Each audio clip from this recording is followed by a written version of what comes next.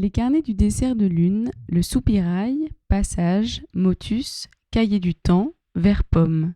Ces maisons d'édition indépendantes, parmi plusieurs autres, ont rejoint la Fabrique aux livres, association d'éditeurs, créateurs et éditrices créatrices normandes, créée en 2021, regroupant à la fois littérature jeunesse, française et étrangère ou encore historique.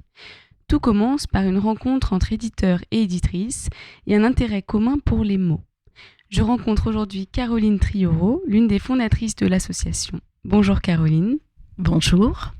Vous êtes professeure de lettres, autrice de livres jeunesse, mais aussi éditrice, puisque vous avez créé votre propre maison d'édition jeunesse, La Marmite à mots.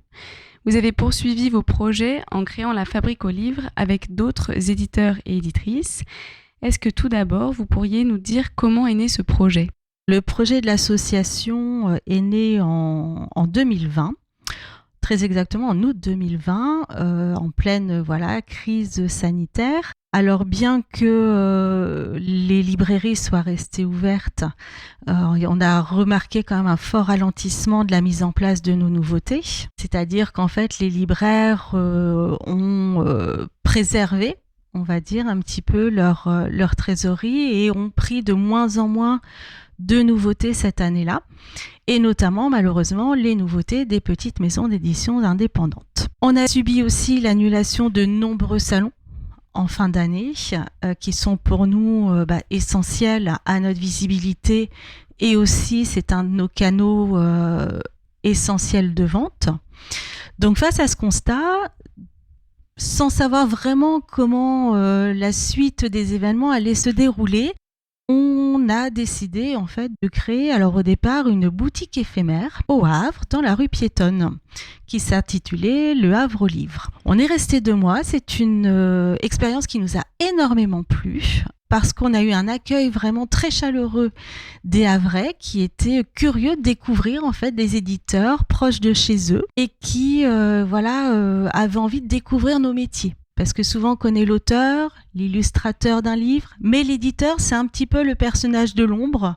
Et donc là c'était un peu aussi pour nous l'occasion de nous faire découvrir et de partager la passion de notre métier. Donc voilà, tout naturellement, on s'est dit que ce serait bien de continuer à rester en groupe, à mutualiser, à travailler ensemble. Et donc en juin 2021, on a créé la Fabrique aux livres. La Fabrique aux livres regroupe donc plusieurs maisons d'édition, comme vous le disiez. Comment ça s'est passé ? Est-ce que ce sont elles qui vous ont contacté en premier ou bien c'est vous qui avez lancé un appel pour les inviter à vous rejoindre ? Alors, on a tout d'abord contacté, nous, des éditeurs et des éditrices que nous connaissions, avec qui nous avions aussi des affinités professionnelles et surtout qui répondaient aux critères d'éligibilité, on va dire, de la Fabrique aux livres, parce que nous avons des exigences effectivement dans l'association, c'est-à-dire que tous les adhérents, les éditeurs et éditrices adhérentes de la Fabrique aux livres s'engagent d'abord à avoir leur siège social en Normandie et d'y développer des activités sur le territoire, mais aussi de respecter le droit d'auteur et la chaîne du livre. Donc il y a vraiment une démarche aussi professionnelle des éditeurs de la Fabrique aux livres. Par exemple, on ne prend pas d'auto-édition parce que ce ne sont pas vraiment des éditions qui ont des charges de société comme peut avoir une maison d'édition classique. On travaille vraiment avec l'ensemble de la chaîne du livre, donc c'était important pour nous qu'il y ait une image du métier que nous tenions à respecter et à valoriser. Donc ces maisons d'édition que vous avez sélectionnées selon vos critères sont issues d'horizons littéraires et artistiques variés. Certaines sont spécialisées en littérature jeunesse, comme la Marmite à mots dont vous êtes la fondatrice, d'autres en poésie, je pense par exemple aux éditions Floem, ou d'autres encore en bande dessinée. Bon, ce sont seulement des exemples. Pourquoi cette diversité des genres vous tenait-elle particulièrement à cœur ? Alors cette diversité en fait représente la bibliodiversité qui existe en Normandie. Il faut savoir qu'il y a à peu près 120 maisons d'édition, toutes tailles et structures confondues. Donc c'est vraiment un territoire de création. Et nous tenons particulièrement à ce terme de créateur en tant qu'éditeur, c'est-à-dire oui, nous n'écrivons pas les textes, oui, nous ne faisons pas les illustrations, mais nous participons au processus de création aussi, voilà, dans les ouvrages que nous publions. Il était donc important pour nous de montrer tout le panorama éditorial de la Normandie et surtout aussi d'expliquer aux gens que être éditeur en région ne veut pas dire faire du régionalisme. Donc le régionalisme, c'est quand effectivement on publie des ouvrages sur la région dans laquelle on est. Vous avez eu la chance de regarder un petit peu les ouvrages dans la Fabrique aux livres et effectivement ce ne sont pas que des ouvrages sur la Normandie ou sur Le Havre ou sur Caen ou sur Rouen. Donc on tenait aussi à faire comprendre au public cette différence et de montrer que les éditions en Normandie répondent aux attentes de tous les lecteurs. C'est-à-dire, voilà, vous pouvez découvrir du polar, de la poésie, de la critique littéraire, des beaux-arts, le roman, enfin voilà, la jeunesse, la bande dessinée. Donc il y a vraiment un éventail de production et de création en Normandie qu'on voulait mettre en avant. Pour vous, qu'est-ce que représente un éditeur ou une éditrice ? C'est quoi son rôle vraiment Qu'est-ce que ça représente pour vous de manière très personnelle ? Être éditeur ou être éditrice, c'est être en fait un chef d'orchestre. On ne joue pas tout seul de tous les instruments. Par contre, on veille à faire en sorte que chaque instrument se coordonne de façon la plus harmonieuse possible pour évidemment le plaisir de celui qui vient écouter ou lire cette partition. Donc pour moi, c'est vraiment la comparaison la plus complète du métier d'éditeur. On est dans des milieux artistiques et voilà notre objectif, on est un peu le marionnettiste du livre et on travaille notre livre vraiment de la création avec l'auteur et l'illustrateur en passant par la fabrication avec là vraiment l'objet du livre, donc le maquettiste, l'imprimeur, l'iconographe si on en a besoin et on va évidemment jusqu'à la commercialisation du livre et la diffusion dans les librairies, les salons. On porte nos auteurs aussi, voilà, le plus possible.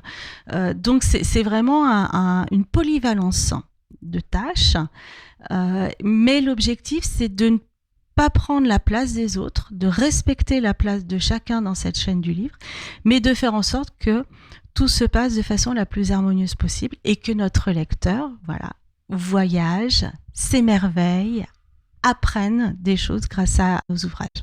Est-ce que vous pouvez nous dire la spécificité en fait de ce statut de maison d'édition indépendante et les défis à relever qui vont avec ce statut ? Être une maison indépendante aujourd'hui, c'est effectivement une notion qui reste encore aujourd'hui à définir. Donc par exemple, la Fabrique aux livres fait partie du comité de pilotage de l'organisation des premières assises de l'édition indépendante qui auront lieu en février à Aix-en-Provence l'année prochaine. On fait partie donc de la Fédération des éditeurs indépendants de France, toujours dans l'idée de mutualiser. Et donc la question, c'est justement d'arriver aujourd'hui à définir ce qu'est une maison d'édition indépendante. Un des premiers critères, c'est de dire qu'une maison d'édition indépendante n'appartient à aucun groupe et à aucune filiale, ce qui en fait nous garantit une liberté créatrice. Nous ne sommes pas là pour vendre, même si évidemment c'est important dans l'économie de notre société et dans l'économie du livre, mais nous sommes avant tout là pour créer.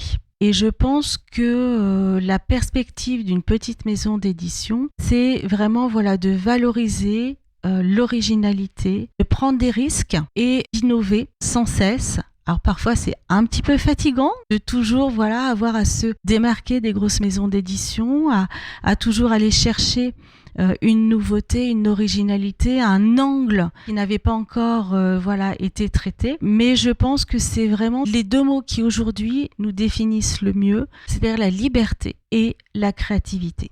Et à la Fabrique aux livres, vous organisez aussi des ateliers. Donc vous ouvrez aussi cet espace au public. Est-ce que vous pouvez nous dire de quel type d'atelier il s'agit et à qui il s'adresse ? Oui, on avait aussi à cœur de faire vraiment entrer le lecteur aussi au cœur de la maison d'édition et pas voilà juste de présenter nos ouvrages, mais d'expliquer aussi le processus, justement de la création de ces ouvrages et de faire aussi découvrir des activités autour du livre. Donc nous organisons des ateliers jeunesse avec par exemple des lectures de contes. Nous organisons aussi des ateliers créatifs, donc par exemple la création d'un carnet, la création d'une couverture, et nous organisons aussi des rencontres professionnelles. Donc par exemple comment quand on est auteur on peut démarcher un éditeur et aussi apprendre ce que c'est que cette fameuse chaîne du livre. On organise aussi des rencontres dédicaces qui ne sont pas juste de simples dédicaces où on met l'auteur derrière un bureau et puis il dédicace ses ouvrages. Il y a toujours une première partie où l'auteur, l'illustrateur vient expliquer son projet, comment il s'y est pris, pourquoi, comment ça s'est travaillé éventuellement après avec l'éditeur. Et il y a aussi un temps de questions-réponses avec le public. Et évidemment, derrière, ceux qui le souhaitent peuvent se faire dédicacer l'ouvrage de l'auteur ou de l'illustrateur qui est présent. Donc il y a vraiment un public très large auquel on essaye de transmettre à la fois notre expertise professionnelle, mais aussi l'envie de créer à leur tour. Vous avez dit que vous organisiez des rencontres. Est-ce que vous pouvez nous dire quand aura lieu la prochaine et quels seront les invités présents ? Les prochains que nous allons accueillir, ce seront le 12 novembre avec la sortie des Haïcontes de Lorena Fellaï et François Louchet aux éditions FL Éditions. Donc c'est la reprise de contes classiques sous forme de haïku. Et donc Lorena nous fera la gentillesse de lire, de mettre en scène les haïkus en présence aussi de François Louchet qui est le photographe de l'album. Et le 19 novembre, on accueillera une rencontre croisée entre deux poètes, Adeline Miermont et Jean-Marc Barrier, aux éditions Floem.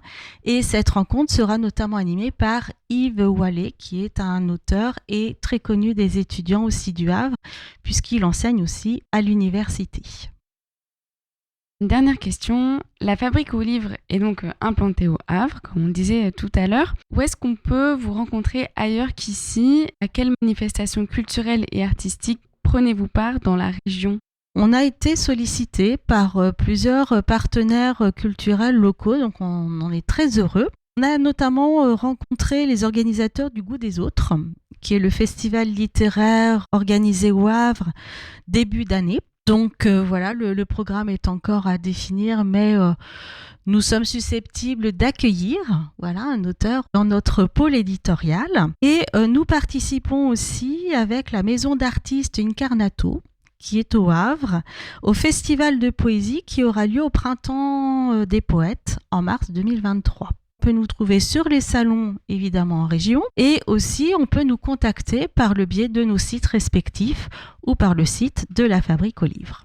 Merci beaucoup Caroline. Merci à vous en tout cas de votre curiosité et de avoir envie aussi de faire partager ce moment à vos auditeurs et pourquoi pas leur amener à découvrir la création en Normandie. Et on espère qu'ils viendront pousser votre porte.